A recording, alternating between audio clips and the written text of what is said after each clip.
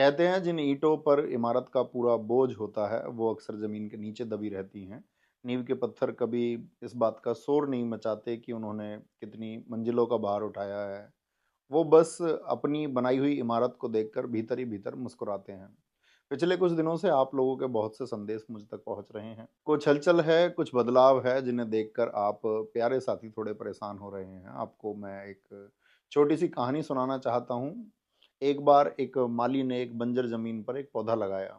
उसने अपने दिन का चैन और रातों की नींद सब कुछ उन पौधों की जड़ों में डाल दी।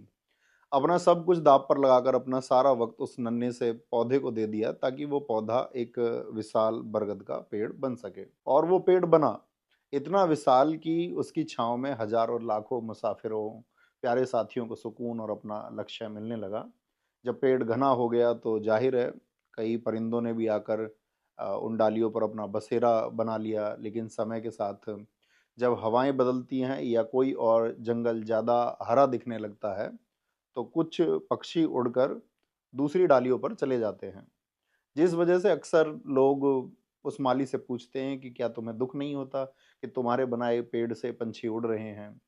ऐसी बात को सुनकर माली बस मुस्कुराता है, क्योंकि उसने वो पेड़ परिंदों को बांधने के लिए नहीं बल्कि मुसाफिरों को छांव देने के लिए लगाया था। उड़ने वाले परिंदों का सफर वहीं तक था, क्योंकि ऐसे पक्षियों की फितरत ही ऐसी होती है कि वे जिस पेड़ की छांव में पले बढ़े होते हैं उनके महत्व को नहीं समझते।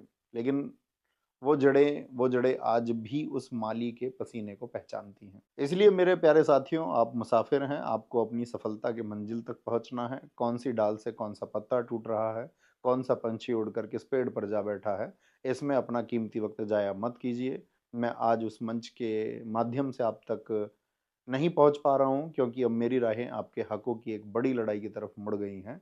लेकिन मैं वापस आऊंगा, क्योंकि जिस आंगन को अपने हाथों से बुहारा है उसकी फिक्र हमेशा रहती है।